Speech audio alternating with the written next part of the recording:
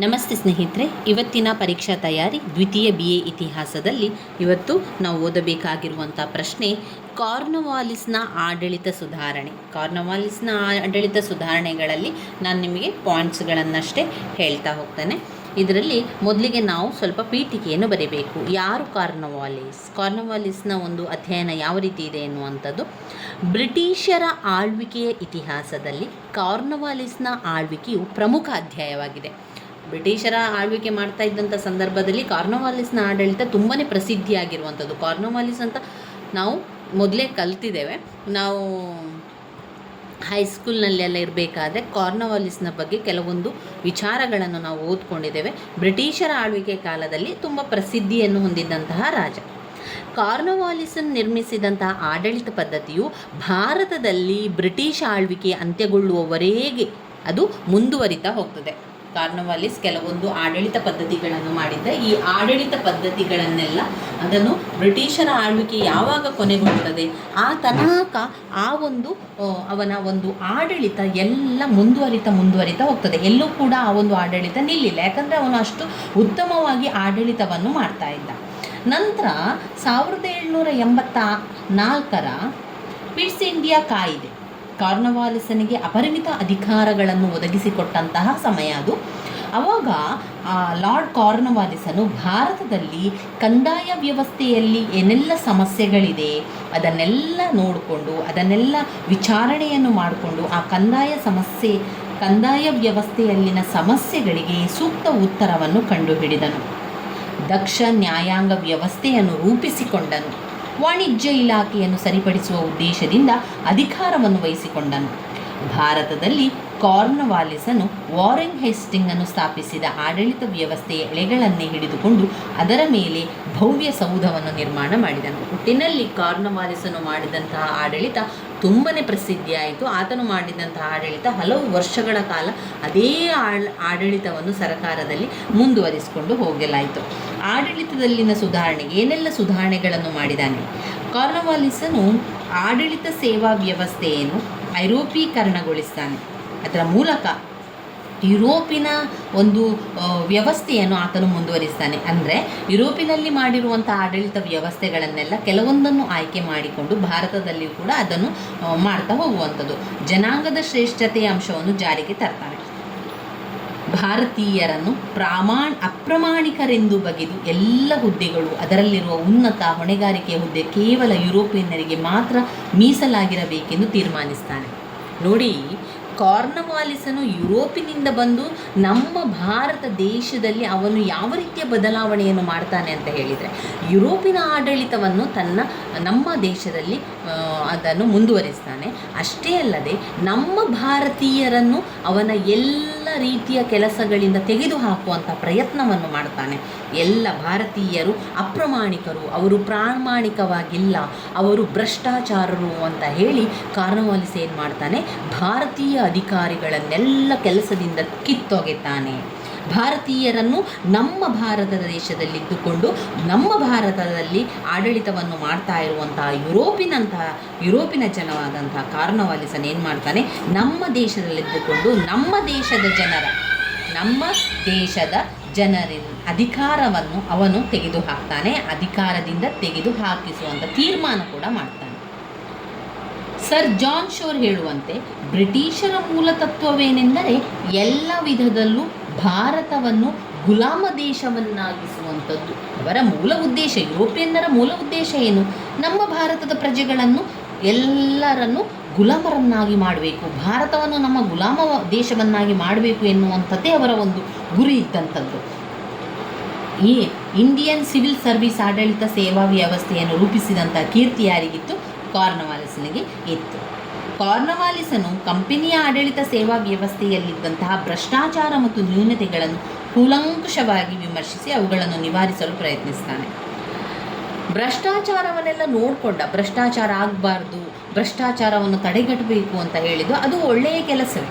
ಆದರೆ ಭಾರತದ ಆಡಳಿತವನ್ನು ಮಾಡಿಕೊಂಡು ಭಾರತ ದೇಶದಲ್ಲಿದ್ದುಕೊಂಡು ಭಾರತೀಯ ಅಧಿಕಾರಿಗಳನ್ನು ಕೆಲಸದಿಂದ ತೆಗೆದುಹಾಕುವಂಥದ್ದು ಅದು ಒಳ್ಳೆಯ ಆಡಳಿತ ಅಲ್ಲ ಅಂತ ಅನ್ನಿಸುವಂಥದ್ದು. ಆದರೆ ಅವನು ನೋಡಿದ ಪ್ರಕಾರ ಕಾರ್ನವಾಲಿಸನು ಯಾಕೆ ಭಾರತೀಯರನ್ನು ತೆಗೆದುಹಾಕ್ತಾನೆ ಅಂದರೆ, ಭಾರತೀಯರೆಲ್ಲೋ ಅಪ್ರಾಮಾಣಿಕರು ಅಂತ ಅವನಿಗಿತ್ತು.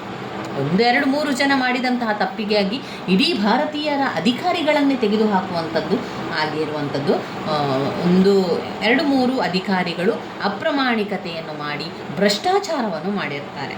ಅದನ್ನು ಮನಗಂಡಂತಹ ಕಾರ್ನವಾಲಿಸನು ಕೂಲಂಕುಷವಾಗಿ ಪರಿಶೀಲಿಸಿ ಭ್ರಷ್ಟಾಚಾರ ಆಗಿರುವಂತಹ ವಿಚಾರಗಳನ್ನು ತಿಳ್ಕೊಂಡು ಎಲ್ಲಿ ಯಾವ ತಪ್ಪುಗಳಾಗಿದೆ ಅಂತ ನೋಡಿಕೊಂಡು ಆ ಒಂದು ಸಮಸ್ಯೆಗಳನ್ನು ಬಗೆಹರಿಸಲಿಕ್ಕೆ ಪ್ರಯತ್ನಿಸ್ತಾನೆ. ಭ್ರಷ್ಟಾಚಾರ ಮತ್ತು ನ್ಯೂನತೆಗಳನ್ನು ಕೂಲಂಕುಷವಾಗಿ ವಿಮರ್ಶಿಸಿ ಅವುಗಳನ್ನು ನಿವಾರಿಸಲು ಪ್ರಯತ್ನ ಮಾಡ್ತಾನೆ. ಆಗ ಪ್ರಯತ್ನ ಮಾಡಬೇಕು ಅಥವಾ ಭ್ರಷ್ಟಾಚಾರ ಆಗಬಾರ್ದು ಅಂತ ಇದ್ದರೆ ಏನೆಲ್ಲ ಮಾಡಬೇಕು? ಅವರ ಸಂಬಳವನ್ನು ಹೆಚ್ಚು ಮಾಡಬೇಕು. ಒಬ್ಬ ಕೆಲಸಗಾರರ ಸಂಬಳ ಹೆಚ್ಚು ಮಾಡಿದ ತಕ್ಷಣ ಅವನು ಪ್ರಾಮಾಣಿಕವಾಗಿ ಕೆಲಸ ಮಾಡ್ತಾನೆ. ಹೆಚ್ಚಿನ ವೇತನವನ್ನು ಕೊಡಬೇಕು. ಕಟ್ಟುನಿಟ್ಟಾದ ಶಿಸ್ತು ಅಂತ ಬಂದಾಗ ಅದರಲ್ಲಿ ಯಾವುದೋ ಒಂದು ಮಾತಿಲ್ಲ, ಕಟ್ಟುನಿಟ್ಟಾಗಿರಬೇಕು. ಮತ್ತು ಐರೋಪೀಕರಣಗಳು ಎಲ್ಲ ನ್ಯೂನತೆಗಳು ನಿವಾರಣೆ ಉಪಾಯಗಳಾಗಿದ್ದು, ಕಡಿಮೆ ಸಂಬಳವೇ ಭ್ರಷ್ಟಾಚಾರಕ್ಕೆ ಕಾರಣವೆಂದು ಭಾವಿಸಿ ವೇತನವನ್ನು ಹೆಚ್ಚಿಸಿದ. ಇದರೊಂದಿಗೆ ಕಂಪನಿಯ ಅಧಿಕಾರಿಗಳ ವೈಯಕ್ತಿಕ ವ್ಯಾಪಾರವನ್ನು ಕೊನೆಗಾಣಿಸಿದನು. ಒಟ್ಟಿನಲ್ಲಿ ಕಾರ್ನವಾಲಿಸನು ಸಾರ್ವಜನಿಕ ಆಡಳಿತ ಸೇವಾ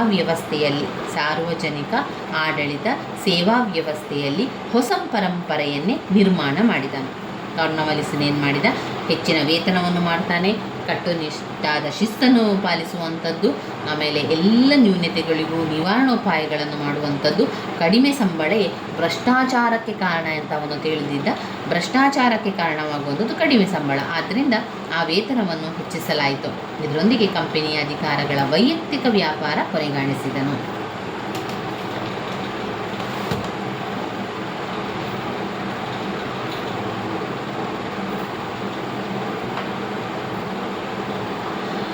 ಯಾವ ರೀತಿ ಆಡಳಿತ ಸುಧಾರಣೆ ಮಾಡ್ತಾನೆ? 1, ನ್ಯಾಯಾಂಗದ ಸುಧಾರಣೆಯನ್ನು ಮಾಡುವಂಥದ್ದು, ನ್ಯಾಯಾಂಗದ ಸುಧಾರಣೆಗಳು. 2, ಸೈನಿಕ ಸುಧಾರಣೆಗಳು, ವಾಣಿಜ್ಯ ಸುಧಾರಣೆಗಳು, ಆರ್ಥಿಕ ಸುಧಾರಣೆಗಳು, ಕಾಯಂ ಜಮೀನ್ದಾರ ಪದ್ಧತಿಯನ್ನು ಮಾಡಿದ ಮತ್ತು ಜಮೀನ್ದಾರ ಪದ್ಧತಿಯ ಪರಿಣಾಮಗಳನ್ನು ಕೂಡ ಹಾಕಿರುವಂಥದ್ದನ್ನು ರೆಗ್ಯುಲೇಟಿಂಗ್ ಕಾಯ್ದೆಯನ್ನು ಮಾಡಿದ ರಾಡ್ ಕಾರ್ನವಾಲಿಸ್. ಆಮೇಲೆ ಕಾಯಂ ಜಮೀನ್ದಾರು ಪದ್ಧತಿಯನ್ನು ಮಾಡಿದವರು ಲಾರ್ಡ್ ಕಾರ್ನವಾಲಿಸ್.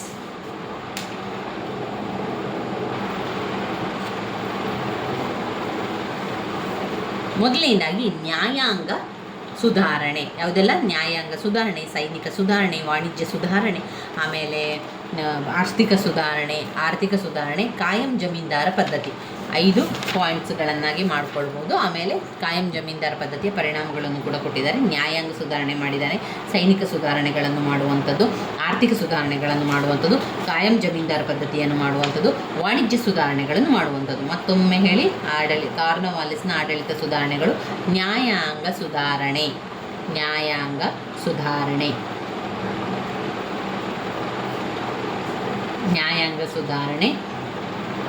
ಆರ್ಥಿಕ ಸುಧಾರಣೆಗಳು, ಸೈನಿಕ ಸುಧಾರಣೆಗಳು, ನ್ಯಾಯಾಂಗ ಸುಧಾರಣೆ, ಸೈನಿಕ ಸುಧಾರಣೆಗಳು, ಆರ್ಥಿಕ ಸುಧಾರಣೆಗಳು, ಆಮೇಲೆ ವಾಣಿಜ್ಯ ಸುಧಾರಣೆಗಳು, ಸೈನಿಕ ಸುಧಾರಣೆಗಳು, ವಾಣಿಜ್ಯ ಸುಧಾರಣೆಗಳು, ಆರ್ಥಿಕ ಸುಧಾರಣೆಗಳು, ಕಾಯಂ ಜಮೀನ್ದಾರ ಪದ್ಧತಿ, ನ್ಯಾಯಾಂಗ ಸುಧಾರಣೆ, ಸೈನಿಕ ಸುಧಾರಣೆ, ವಾಣಿಜ್ಯ ಸುಧಾರಣೆಗಳು, ಆರ್ಥಿಕ ಸುಧಾರಣೆಗಳು, ಕಾಯಂ ಜಮೀನ್ದಾರ ಪದ್ಧತಿಗಳು. ಇವಿಷ್ಟು ಕಾರ್ನವಾಲಿಸ್ನ ಆಡಳಿತ ಸುಧಾರಣೆಗಳಲ್ಲಿ ಬರ್ತದೆ. ಅದರಲ್ಲಿ ನ್ಯಾಯಾಂಗ ಸುಧಾರಣೆ ಅಂತ ಬಂದಾಗ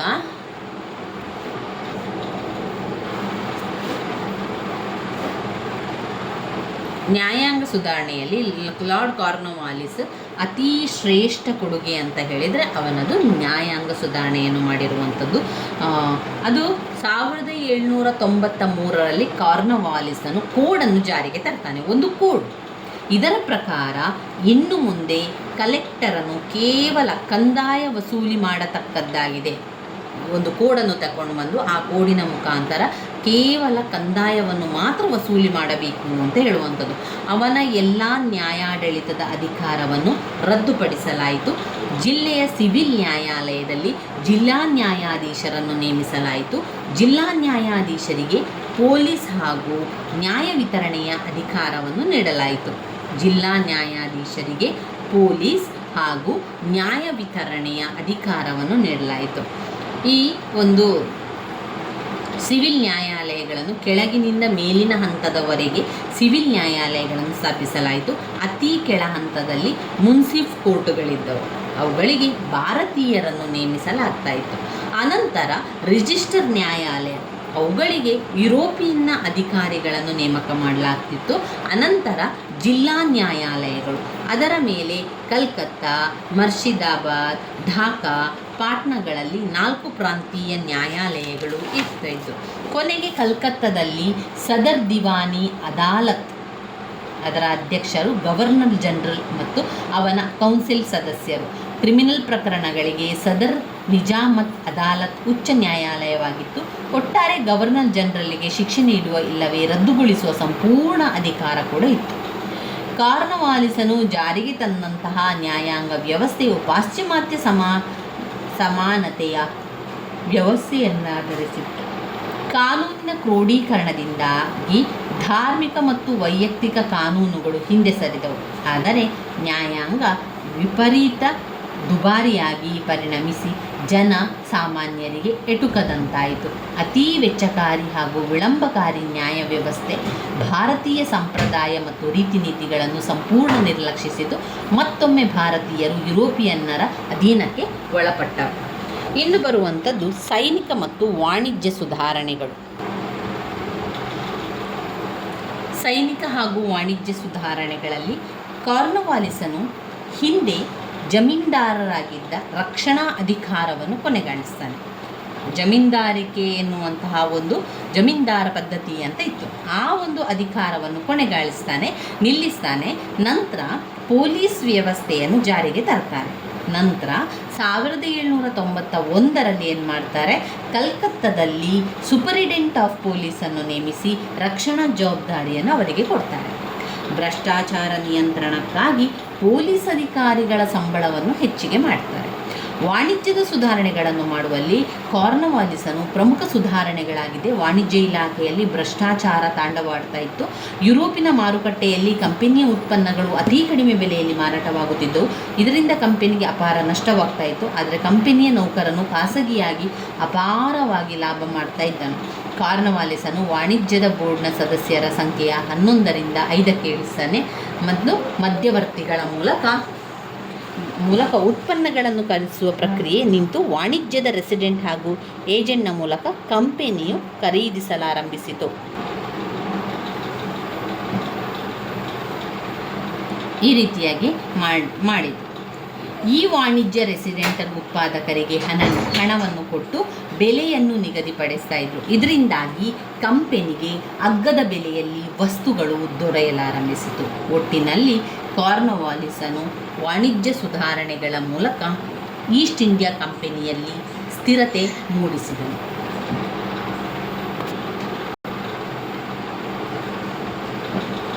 ಆರ್ಥಿಕ ಸುಧಾರಣೆಗಳು ಮತ್ತು ಕಾಯಂ ಜಮೀನ್ದಾರ ಪದ್ಧತಿಗಳು. ಆರ್ಥಿಕ ಸುಧಾರಣೆಗಳನ್ನು ಮಾಡಿದರು. ಹೇಗೆ ಅಂತ ಹೇಳಿದರೆ, ಭಾರತ ತುಂಬ ಗ್ರಾಮೀಣ ಪ್ರದೇಶಗಳೆಲ್ಲ ಇದ್ದವು. ಹಳ್ಳಿಗಳು ನಿಜವಾಗಿ ನೋಡಿದರೆ ಜೀವಾಳ ಅಂತಲೇ ಹೇಳ್ಬೋದು. ಯಾಕಂದರೆ ಈ ಹಳ್ಳಿಗಳಿಂದಾಗಿ ಅನೇಕ ಒಂದು ಸವಲತ್ತುಗಳು ಸಿಗುವಂಥದ್ದು, ಆರ್ಥಿಕವಾಗಿ ಸಿಗುವಂಥದ್ದು ಹಳ್ಳಿಗಳಿಂದ. ಈಗ ಆಹಾರಕ್ಕೆ ಭತ್ತ ಮತ್ತು ಈಗ ತರಕಾರಿಗಳಿರ್ಬೋದು, ಈ ರೀತಿಯಾಗಿ ಹಳ್ಳಿಗಳಲ್ಲಿ ಬೆಳೆದಂತಹ ಬೆಳೆಗಳನ್ನು ತರುವುದರಿಂದ ಹಳ್ಳಿಗಳು ಭಾರತದ ಜೀವಾಳ ಅಂತ ಹೇಳ್ತಾ ಇದ್ರು. ಅನಾದಿ ಕಾಲದಿಂದಲೂ ಕೂಡ ರೈತರು ಹಾಗೂ ಗ್ರಾಮಗಳ ಅಭಿವೃದ್ಧಿಗಾಗಿ ರಾಜ ಮಹಾರಾಜರು, ಆಡಳಿತ ವರ್ಗದವರು ಅನೇಕ ಕ್ರಮಗಳನ್ನು ಕೂಡ ಕೈಗೊಳ್ತಾ ಇದ್ರು. ರೈತರು ನೀಡುತ್ತಿದ್ದಂತಹ ಭೂಕಂದಾಯ ರಾಜ್ಯದ ಪ್ರಮುಖ ವರಮಾನ. ನೋಡಿ, ಭೂಕಂದಾಯವನ್ನು ಕೂಡ ಕೊಡ್ತಾ ಇದ್ರು. ಯಾರು? ರೈತರು ತಮ್ಮ ಭೂಮಿಗೆ ಭೂಕಂದಾಯವನ್ನು ಕೊಡ್ತಾ ಇದ್ರು. ಅದು ರಾಜ್ಯದ ಒಂದು ವರಮಾನ ಅಂತಲೇ ಹೇಳ್ಬೋದು.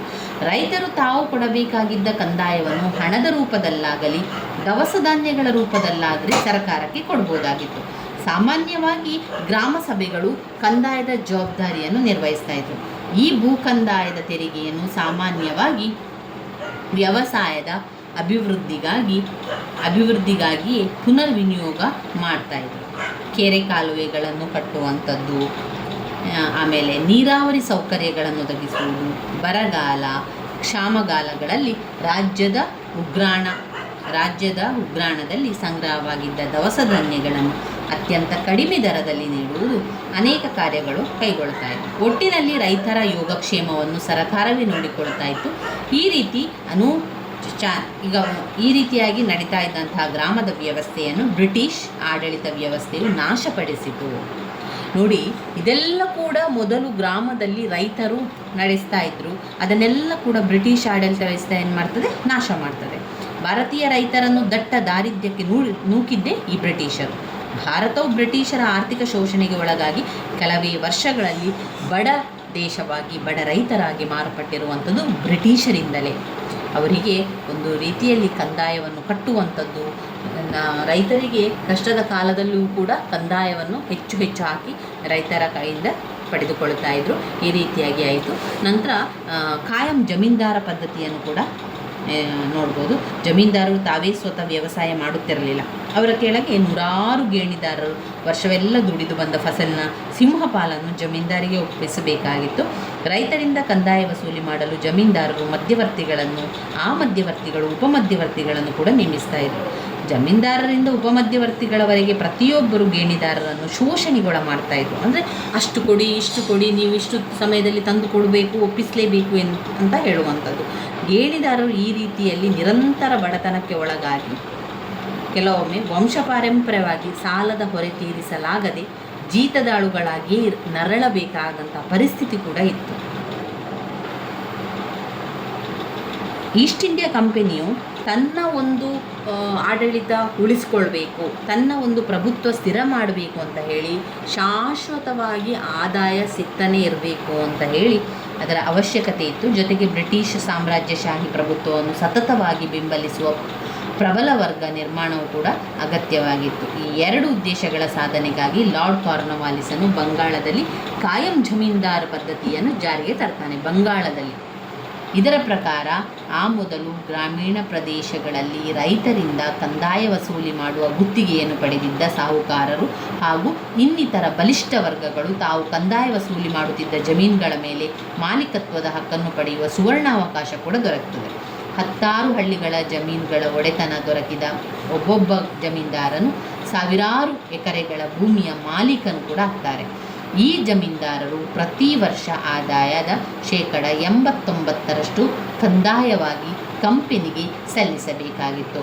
ಮಳೆಯಾಗಲಿ ಬಿಡಲಿ, ಕ್ಷಾಮ ಬರಗಾಲ ಬರಲಿ, ಜಮೀನ್ದಾರರು ಮಾತ್ರ ಕಡ್ಡಾಯವಾಗಿ ತಮ್ಮ ಹೊಣೆಗಾರಿಕೆಯಂತೆ ಕಂಪನಿಗೆ ಹಣ ಸಂದಾಯ ಮಾಡಲೇಬೇಕಾಗಿತ್ತು. ಹೀಗೆ ಕಂದಾಯ ನೀಡದವರ ಜಮೀನ್ದಾರಿಕೆ ಹಕ್ಕನ್ನು ವಾಪಸ್ ಪಡೆಯುವ ಇಲ್ಲವೇ ಬೇರೆಯವರಿಗೆ ವಹಿಸುವ ಅಧಿಕಾರ ಕೇವಲ ಬ್ರಿಟಿಷ್ ಸರ್ಕಾರಕ್ಕೆ ಮಾತ್ರ ಇತ್ತು. ಇನ್ನು ಈ ಜಮೀನ್ದಾರ ಪದ್ಧತಿಯ ಪರಿಣಾಮಗಳನ್ನು ಏನಾಯಿತು ಅಂತ ಹೇಳಿದರೆ, ಆಡಳಿತಾತ್ಮಕ ಪರಿಣಾಮ ಉಂಟಾಯಿತು, ರಾಜಕೀಯ ಪರಿಣಾಮ ಉಂಟಾಯಿತು, ಆರ್ಥಿಕ ಪರಿಣಾಮ ಉಂಟಾಯಿತು, ಆಮೇಲೆ ಸಾಮಾಜಿಕ ಪರಿಣಾಮಗಳು ಉಂಟಾಯಿತು. ಇವಿಷ್ಟು ಇದರಲ್ಲಿ ಆಗಿರುವಂಥ ಪರಿಣಾಮಗಳು. ಅಂದರೆ ಆಡಳಿತಾತ್ಮಕವಾಗಿಯೂ ಕೂಡ ಅನೇಕ ತೊಂದರೆಗಳು ಬಂತು. ನೂತನ ಜಮೀನ್ದಾರ ಪದ್ಧತಿಯಿಂದ ಸರ್ಕಾರಕ್ಕೆ ನಿರ್ದಿಷ್ಟವಾದ ಆದಾಯ ಬರುವಂತಾಯಿತು. ಅಂದರೆ ಇಲ್ಲಿ ಜಮೀನ್ದಾರ ಪದ್ಧತಿಯನ್ನು ಮಾಡಿದ ತಕ್ಷಣ ಅದು ಇಂತಿಷ್ಟು ಸರ್ಕಾರಕ್ಕೆ ಕೊಡಲೇಬೇಕಿತ್ತು. ಅಲ್ಲಿ ಯಾವುದೇ ತೊಂದರೆ ಆದರೂ ಕೂಡ ಕೊಡಲೇಬೇಕು. ಆದ್ದರಿಂದ ಅದೊಂದು ಆಡಳಿತಾತ್ಮಕವಾಗಿ ಪರಿಣಾಮ ಆಯಿತು. ಭೂಕಂದಾಯ ಗೊತ್ತು ಮಾಡಲು ನಡೆಸುತ್ತಿದ್ದ ಸಮೀಕ್ಷೆ, ಅವುಗಳಾಗುತ್ತಿದ್ದ ಖರ್ಚು ವೆಚ್ಚ ಕೂಡ ಅಲ್ಲಿ ನಿಲ್ತದೆ. ಈ ಆದಾಯದಿಂದ ಕಂಪನಿ ಸರ್ಕಾರವು ತಮ್ಮ ಪ್ರಭುತ್ವವನ್ನು ಸ್ಥಿರವಾಗಿ ನೆಲೆಗೊಳಿಸಿ ಉಳಿದ ಪ್ರಾಂತ್ಯಗಳ ಮೇಲೆ ತನ್ನ ಸಾಮ್ರಾಜ್ಯಶಾಹಿ ನೀತಿಯನ್ನು ಹರಡಲು ಸಾಧ್ಯ ಆಯಿತು. ಇನ್ನು ರಾಜಕೀಯ ಪರಿಣಾಮ ಕೂಡ ಆಗ್ತದೆ. ಜಮೀನ್ದಾರ ಪದ್ಧತಿಯಿಂದಾಗಿ ರಾಜಕೀಯ ಪರಿಣಾಮ ಆಯಿತು. ಬ್ರಿಟಿಷ್ ಸರ್ಕಾರವು ತನ್ನ ಅವಿರತ ಆಳ್ವಿಕೆಗೆ ಅಗತ್ಯವಾದ ಬಲಿಷ್ಠ ವರ್ಗದ ಬೆಂಬಲ ಜಮೀನ್ದಾರರಿಂದ ದೊರಕ್ತದೆ. ಜಮೀನ್ದಾರರು ತಮ್ಮ ಅಸ್ತಿತ್ವ ಸಂಪತ್ತನ್ನು ರಕ್ಷಿಸಿಕೊಳ್ಳಲು ಬ್ರಿಟಿಷ್ ಸರ್ಕಾರವನ್ನು ಅವಲಂಬಿಸಬೇಕಾಗಿತ್ತು. ಈ ಕಾರಣದಿಂದಾಗಿ ರಾಜಕೀಯ ಪರಿಣಾಮಗಳು ಕೂಡ ಉಂಟಾಗ್ತದೆ. ಇನ್ನು ಆರ್ಥಿಕ ಪರಿಣಾಮದಲ್ಲಿ ಲಾರ್ಡ್ ಕಾರ್ನ್ವಾಲಿಸ್ ಜಮೀನ್ದಾರ್ ಪದ್ಧತಿಯನ್ನು ಜಾರಿಗೆ ತಂದಾಗ ಒಂದು ಮಹತ್ತರ ಆಕಾಂಕ್ಷೆ ಇಟ್ಟುಕೊಂಡಿದ್ದನು. ಶ್ರೀಮಂತ ಜಮೀನ್ದಾರರು ಸ್ವತಃ ಬಂಡವಾಳ ಹೂಡಿ ವ್ಯವಸಾಯವನ್ನು ಆಧುನಿಕ ರೀತಿಯಲ್ಲಿ ಅಭಿವೃದ್ಧಿಗೊಳಿಸಿ ಭಾರತೀಯ ಕೃಷಿ ವ್ಯವಸ್ಥೆಯನ್ನು ಬಂಡವಾಳಶಾಹಿ ವ್ಯವಸ್ಥೆಯ ಅಡಿಯಲ್ಲಿ ಸಂಪದ್ಭರಿತವಾಗುವಂತೆ ಮಾಡುವರೆಂದು ನಂಬಿಕೆ ಇಟ್ಟುಕೊಂಡನು. ಆದರೆ ವಾಸ್ತವವಾಗಿ ಹಾಗೆ ಆಗಲಿಲ್ಲ. ಶ್ರೀಮಂತ ಜಮೀನ್ದಾರರು ನಗರಗಳಲ್ಲಿ ವಿಲಾಸಿ ಜೀವನ ನಡೆಸುತ್ತಾ ತಮ್ಮ ಮಧ್ಯವರ್ತಿಗಳ ಮೂಲಕ ಪರಮಾವಧಿ ಪ್ರಮಾಣದಲ್ಲಿ ಗೇಣಿದಾರರಿಂದ ಹಣ, ದವಸ ಧಾನ್ಯಗಳನ್ನು ವಸೂಲಿ ಮಾಡಿ ತೀವ್ರವಾಗಿ ರೈತರನ್ನು ಶೋಷಣೆ ಮಾಡ್ತಾ ಇದ್ದರು. ಮೊದಲು ಸ್ವಾವಲಂಬಿಗಳಾಗಿ ಸ್ವಂತ ಜಮೀನುಗಳನ್ನು ರೂಢಿಸುತ್ತಿದ್ದ ರೈತ ಕುಟುಂಬಗಳು ತಮ್ಮ ಅಸ್ತಿತ್ವವನ್ನು ಕಳೆದುಕೊಂಡು ಬದುಕಬೇಕಾಗಿ ಬಂತು. ಈ ಬಡ ಗೇಣಿದಾರರಿಗೆ ವ್ಯವಸಾಯದ ಅಭಿವೃದ್ಧಿಗೆ ಬಂಡವಾಳ ಹೂಡುವ ಸಾಮರ್ಥ್ಯವಿರಲಿಲ್ಲ. ಇದರಿಂದಾಗಿ ಕೃಷಿ ಉತ್ಪನ್ನ ಪ್ರಮಾಣ ಕುಸಿಯಿತು, ವ್ಯವಸಾಯದ ಕ್ಷೇತ್ರ ತೀರ ಹಿಂದುಳಿಯುತ್ತಾ ಬಂತು. ಸಾಮಾಜಿಕ ಪರಿಣಾಮ: ಸಹಸ್ರಾರು ವರ್ಷಗಳ ಕಾಲ ಸಾಮರಸ್ಯ, ಸಮಾನತೆ ಹಾಗೂ ಸ್ವಾವಲಂಬನೆಯಿಂದ ವಿಜೃಂಭಿಸುತ್ತಿದ್ದಂತಹ ಗ್ರಾಮ ಜೀವನ ಈಗ ಜಮೀನ್ದಾರು ಪದ್ಧತಿಯಿಂದಾಗಿ ವರ್ಗ ಸಂಘರ್ಷದ ತಾಣವಾಯಿತು. ಗ್ರಾಮಗಳಲ್ಲಿ ಶ್ರೀಮಂತ ಹಾಗೂ ಬಡ ರೈತರ ನಡುವೆ ದೊಡ್ಡ ಕಂದರ ಉಂಟಾಗಿ ಸಾಮಾಜಿಕ ಅಂತರ ಹಾಗೂ ಅಸಮಾಧಾನ ಹೆಚ್ಚಾಯಿತು. ಜಮೀನ್ದಾರರ ಪಾಳೆಗಾರಿಕೆಯಿಂದಾಗಿ ಗ್ರಾಮೀಣ ಜೀವನ ಶೋಚನೀಯ ಸ್ಥಿತಿಗೆ ಕೂಡ ಬಂತು. ಬಂಗಾಳದಲ್ಲಿ ಮೊದಲು ಪ್ರಾರಂಭವಾದ ಖಾಯಂ ಜಮೀನ್ದಾರ ಪದ್ಧತಿಯು ಉತ್ತರ ಭಾರತದ ಇತರೆ ಭಾಗಗಳಿಗೂ ಕೂಡ ಕ್ರಮೇಣ ವಿಸ್ತರಿಸಲ್ಪಟ್ಟಿತು. ಈ ಪದ್ಧತಿಯು ಬ್ರಿಟಿಷರ ಆಳ್ವಿಕೆ ಮುಗಿಯುವವರೆಗೂ ಜಾರಿಯಲ್ಲಿತ್ತು. ನಂತರ ಸ್ವತಂತ್ರದ ನಂತರ ಈ ಪದ್ಧತಿಯು ರದ್ದಾಗಿ ಹೋಯಿತು.